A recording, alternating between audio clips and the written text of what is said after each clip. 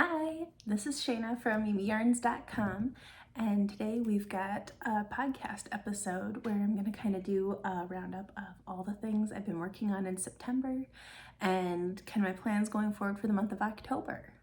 So first off, I have a finished object, which is very exciting because I don't know if I had really anything last month. And it's a pattern of my own design. So this is the sideline scarf. It has been just released. As of this recording, I just released it yesterday. I'm recording a little bit ahead, trying to be better about scheduling my time when the baby is sleeping and when I have time to do my recording so I can be more on a regular schedule for everything. So hopefully you can expect another video every Saturday at 9:30 in the morning, Central Time. Anyways, this is the sideline scarf. It is my exclusive pattern for the pigskin party, and I'm super pleased with how it turned out. You can see kind of, I'm wearing it doubled up and tied. So you can wear it this way. You can wear it more like a 90s skinny scarf style. And you get to see the other colors a bit more. You can tie it on a bag. I thought it would be really cute. I kind of showed this in the last video and it was horrible. But I thought it'd be kind of cute to do like as a little ponytail thing if you're going to a game or something. We always did fun, cute stuff like that when I was in high school. And I actually did cheerleading, and that was one of the things we like to do is put little cute things like that in our hair. And so that was kind of fun. So that was kind of a throwback to that. But this is the sideline scarf. It's, like I said, the exclusive YumiYarns pigskin party pattern, which means if you're playing along, which you should because it's free and it's fun and it's just a blast. And it's really encouraging to work on your projects, and it's a great community. I'll put links down below, so if you want to join us, you're more than welcome to. This year it is Ravelry only, just because it's too much to manage trying to do all over the place, and most people seem to be doing better with Ravelry now that they've made a bunch of improvements. So anyways, the sideline scarf starts on one end with a little bit of I-cord, and then you start gradually increasing. You get this little, you have I-cord edges on both sides, and then there's a little I-cord, or not I-cord, eyelet stripe there. And you have this slip stitch stripe here, which creates kind of this half chevron pattern in the garter stitch, because then this half is all garter stitch. And then once you're done with your increases, that's when we added in the next color. And you can do this all in one color. You don't have to stripe if you don't want to, but I thought this would be a fun way to play with your stash. These were all stash yarns that I used, and I always liked the cowboys growing up, so I thought this was kind of a good nod. I know their blue is much deeper than this, but I like these colors better. So as you can tell, I'm not like super football, and that's okay. You don't have to be super into football to play along with the pigskin party. You can just have fun. But this way you can make the scarf. There's instructions where you can actually keep increasing if you want the scarf to be a bit wider, or if you want to just do the same size. It ends up being just over 100 yards, which means this counts as a touchdown. So you get points for a touchdown. You get, I believe, 60 bonus points for using a pigskin exclusive pattern. So you get lots of points for this little project. But it's just fun. I think I made sure that everything happens at 8-row increments. So it's fairly easy to see where you're at and when to do increases and decreases and color changes and all the things, because you can just count the garter stripes. So if you don't know, this is a garter ridge, and one garter ridge equals 2 rows of knitting. So if you've got a garter stitch pattern like this and you need to do something on the 8th row, just count and make sure you have 4 stitches since your last, or 4 rows since, oh, I'm making this more confusing. Just count and make sure you have 4 garter stripes before you do your next increase or color change or whatever. And as you can see, I did, if you count, there should be 8 garter stripes there, so it's 16 rows per color change. And then the middle section, I wanted just a little bit more of the plain color, so I just did that. But again, play around with it. Make it as long as you want, short as you want. Because it's so versatile, you can actually use all sorts of yarn weights and everything too. So it's very exciting, very fun. Play with your stash. I don't know, I wanted to do something that was just kind of a fun, quickie, enjoyable little knit, and I had a lot of fun making this. So far it's been very well received. I'm hoping that people enjoy it as much as I have been enjoying it. And as you can see, you can tie it so that you don't have as much color. The color's kind of all towards the back, or you can slide it off to the side a little bit and then you have the color kind of peeking through on the side. So just kind of fun and cute, easy to throw on. You can tie it on a bag, tie it in your hair, whatever. It's just fun. And that's what knitting should be, right? And then my other finished object is actually the washcloth that we've been doing tutorials with. It's a mosaic stitch washcloth with an I-cord border, and I did like a whole slew of I-cord tutorial, like all the I-cord information you could ever want to know is in those tutorials. I will link them below, and if I remember, I'll put a card up top for you so you can just click over and check out those tutorials, because it's literally like any I-cord anything is covered. So hopefully those are helpful. But those are my only 2 finished objects. Now, I actually have some acquisitions this time. I went to North Country Fiber Fair last Saturday, and it was really fun. This is my local fiber fair, and I used to be on the board and used to be where I would teach usually about 3 classes. And for a while I had a booth where I was selling yarn and kits and patterns and all sorts of things. But having the baby kind of slowed things down a little bit. I decided to pull it back a little bit because he is a lot of work. It's good work. It's a lot though. So I kind of reined things in a bit.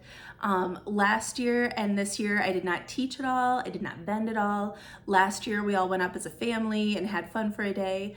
This year was really fun because the boys stayed home, and I love having the boys with me, don't get me wrong. But North Country has always been kind of like my girls' weekend with my 2 best friends, who I may have coerced into coming with the first couple years that they went with me because I didn't want to go by myself for the weekend. So I convinced them that they really needed to come with me, and it's always just kind of been our tradition ever since. And so this year it was really fun because the 3 of us all hopped in one car early Saturday morning. We drove up, we had a class. It was so much fun. And it's not a knitting class, it's a weaving class, because usually we try to take a class where each of us will learn something new. And my one friend, Katie, is really good at spinning. Like we're all into all the fiber arts, but we all kind of have our strengths. And so like mine, I know a lot of the stuff about knitting. So it's very rare that I'll take a knitting class, but I really like that they have weaving and crochet and tatting, and there's a whole bunch of different classes that they offer at this fiber fair. And we did rug hooking one year. It was really fun. And my friend Sarah, so Katie really does a lot of spinning. Sarah does a lot of crochet. And so usually we won't do classes in those areas. Sarah does not like spinning at all, so we will not do a spinning class together. Me and Katie might do one separately, but when we do all 3 of us taking a class, we try to find something that we all enjoy and that we can all learn something from. So it was my turn to pick this year, and I picked continuous weaving on a square loom because years ago, Katie and I took a class at Stephen B with Franklin Habit, and I can see his face. I can't remember his name. I will try to link below. I'm pretty certain his first name was John. But basically it was weaving on a zoom loom, and then Franklin taught how to add, how to join your squares and then how to add a lace edging. And it was a wonderful class. It was a lot of fun. Me and Katie both really like our zoom looms. And so I thought this would be a fun one to try, because with continuous weaving on a square loom is the same thing basically as a zoom loom, which if you don't know, a zoom loom is about, I I think it ends up, you make about a 5 or 6 inch square of woven fabric, and you wrap it so many times around the pegs. You wrap the yarn so many times around the pegs, and then you cut the yarn, and then you do the weaving, and it turns out really fun. It's similar to like those pot holder looms that you can get like for kids to craft with, or if there's actually good ones now that we can use as adults, which is really fun.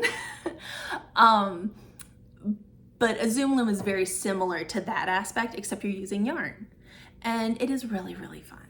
And it's a fun way to use yarns differently. Like if you're knitting with a yarn and you don't like the way it's knitting up and you don't like the way it crochets or whatever, weaving it gives you a different way that it acts. And so, I don't know, it's just fun.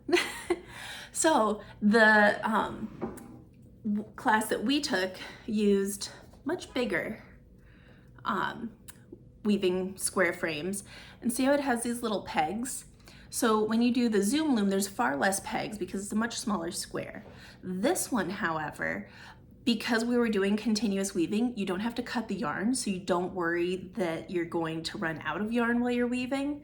I've never run out of yarn while I'm weaving on my zoom loom, but it's always kind of one of those things where I'm like, I hope I wrapped it enough times when you're getting it set up before you're weaving. This, you literally just grab your yarn and start going, and it's really fun. So I did buy a loom, and the lady that was teaching the class, I didn't realize when I signed up, I've actually known her, like, I've known of her my whole life, pretty much, because she's very good friends with one of my uncles.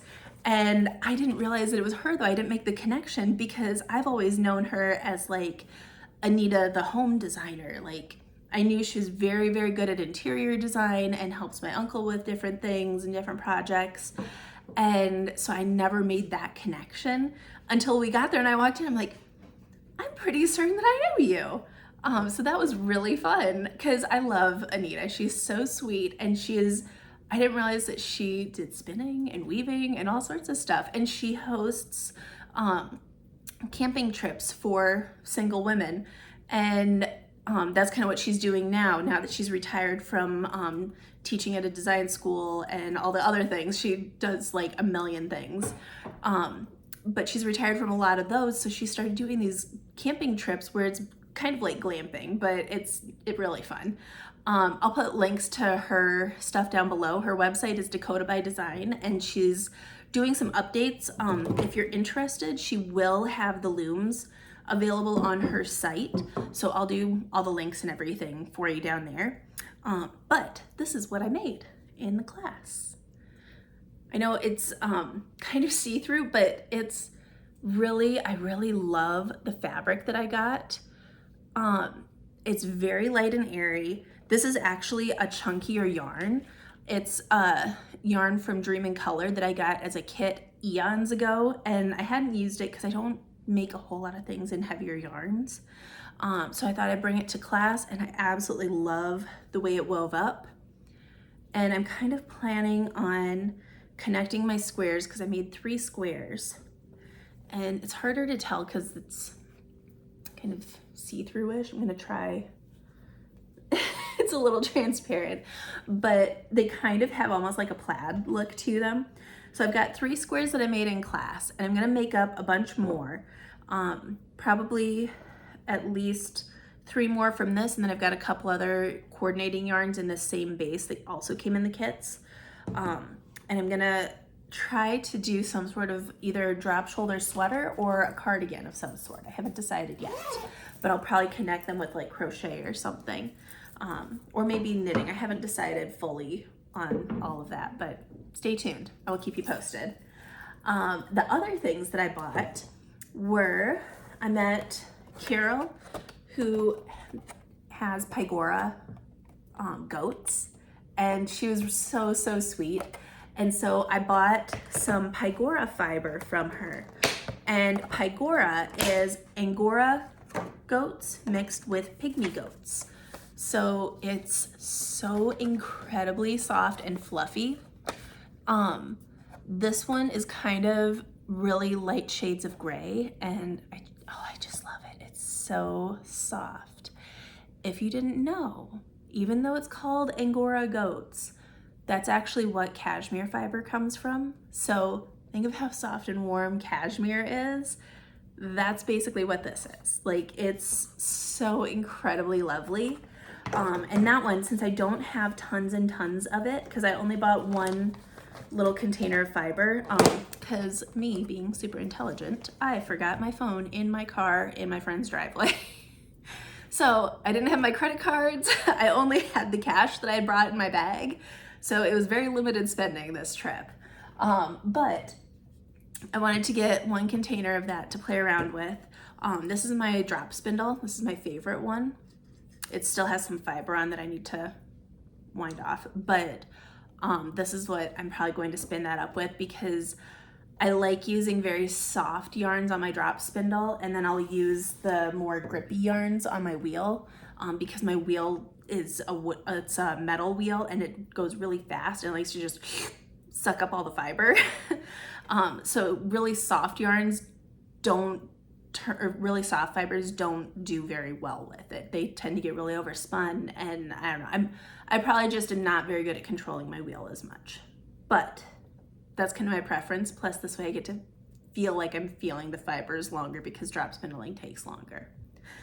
And then I also got these little guys. These are so cute. This is from Creative Ripples by Lisa, and I didn't want to take them out of the packaging, but these are absolutely adorable. They're little roll-logs, and she actually gave me this one to use to play around with.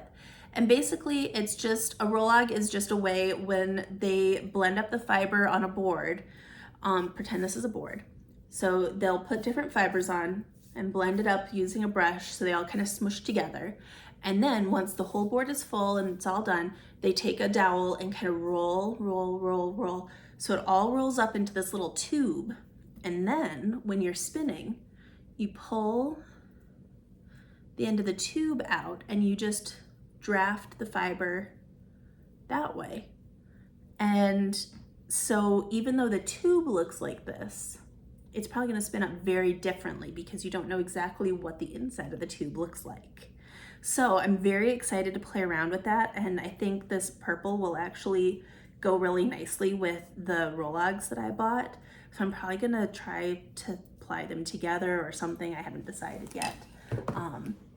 But that was really fun. It was really sweet of her to give me that extra purple one.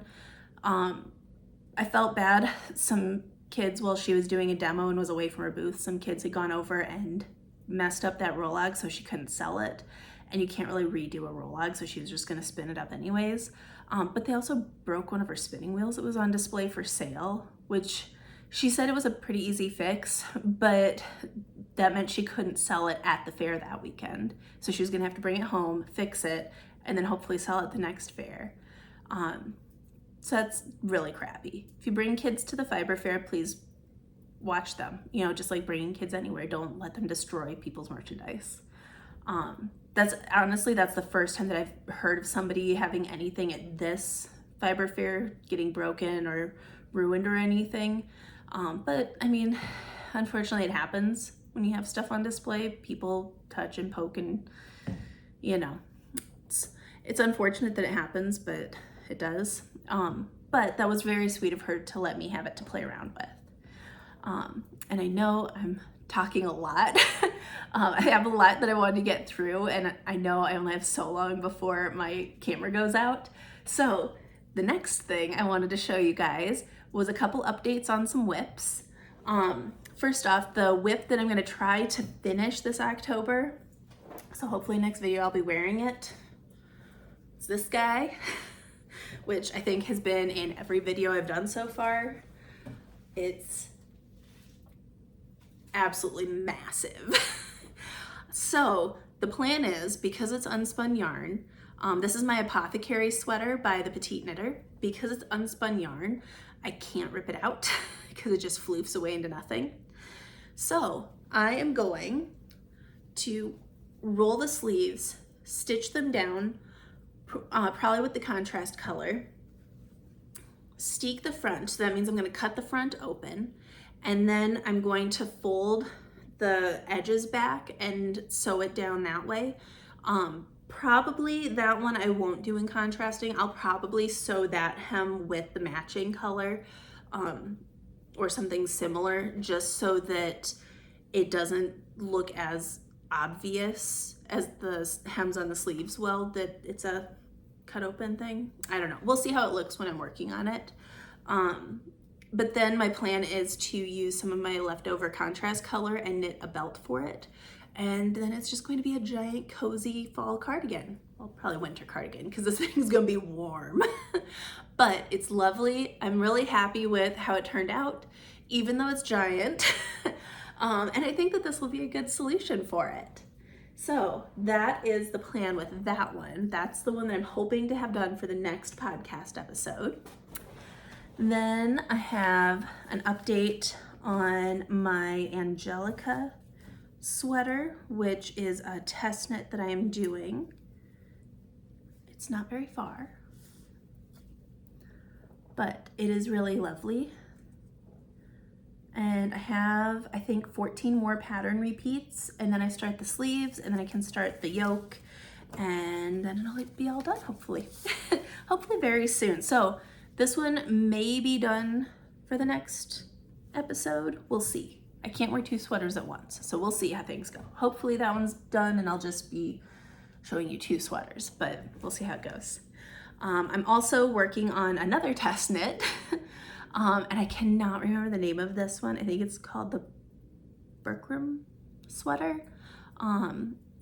It's by Nash Knits on Instagram, and I'll link below, but I'm making a little sweater for the toddler, little Mr. Atreus.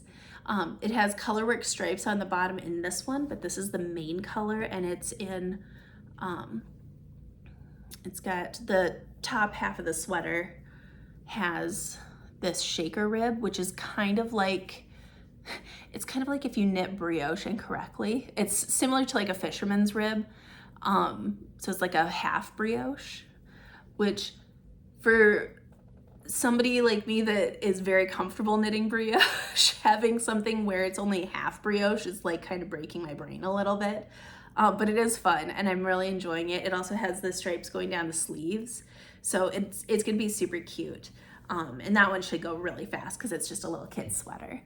So those are kind of my in progress projects that hopefully will be done by the next episode. And then October is coming up fast, and October means West Knits Mystery Knit Along, which is very exciting. Initially, I thought that I would be doing kind of a grayscale, like, because you need 2 skeins of 2 contrasting colors, 2 skeins each of 2 contrasting colors, so 4 skeins total.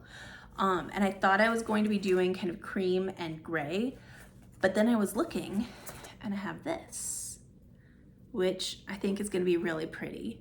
This is kind of, it's not showing up very well on the camera, but this is kind of a, not quite mint, but it's not really gray either, or not really like green either. It's just a very pretty light shade of green, and I really like it. It's kind of like a light olive almost in places, with a little bit mint leaning in places. Right now it looks very similar to my wall. It's not actually. The wall's actually blue, but oh, and I'm moving around too much and knocked my scarf off. That's what I get for moving around so much. But this is kind of a really pretty green color, and then this is an undyed of the same yarn. So this is all Cormo yarn from my friend Stacy at, she has Drezzo Family Farm, and these are all from her sheep, and her yarn is so dreamy to knit with. It has so much bounce. It is absolutely beautiful. So I'm very excited.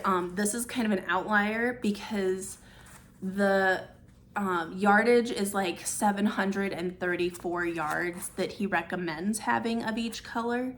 And I have 200 in each of these skeins, 400 in each of these ones. So the green I know I'm good on. The cream, just in case I would run out of these, this is my backup. and it's just a wool that's undyed that matches really well. So I'll have that just in case I need it. But that's my plans for the West Knits Mystery Knit Along. Then I'm gonna start early gift knitting. My sister picked these two out.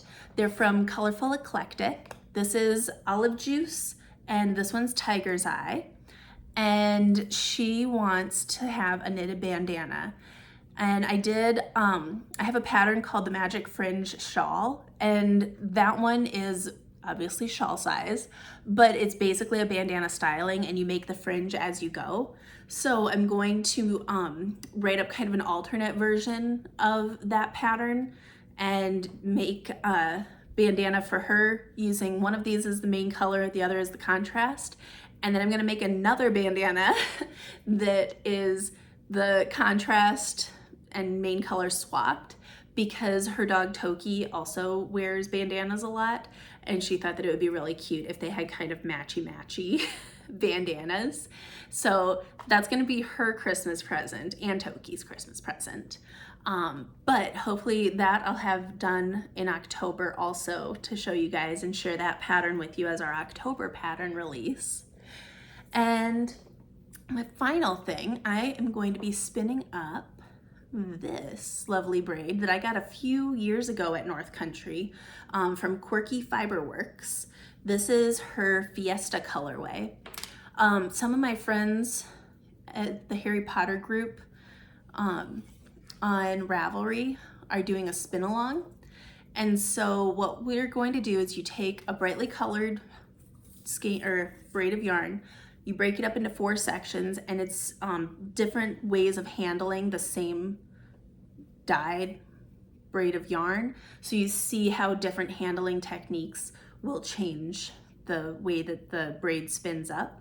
So that'll be really fun, and that should be done by the end of October. So I'll be able to show you how that turns out next month. And we did it, you guys. I did it before my phone died. I hope you guys are having a great month. If you are participating in the pigskin party, the sideline scarf is 20% or 25% off with the special coupon code in the pigskin party thread. I'll link that below if you would like to join us. Come on, it's free. Otherwise, the pattern is for sale up on Ravelry and at YumiYarns.com. And it's a great little stash buster. It'd be fun for easy gift knitting this year. And with that, I'm gonna leave you guys. I hope you have a great week. Next week, I'm actually gonna start a tutorial series on the continuous weaving. So not knitting tutorials, but I thought it would be kind of fun. And Anita said that she's happy to let me kind of do some tutorials that way to share the knowledge and see what everybody else does with the technique. I hope you guys have a great week. Happy knitting, happy crocheting, spinning, weaving, whatever you're doing. I hope you have a great time. And we'll see you in the next video. Bye.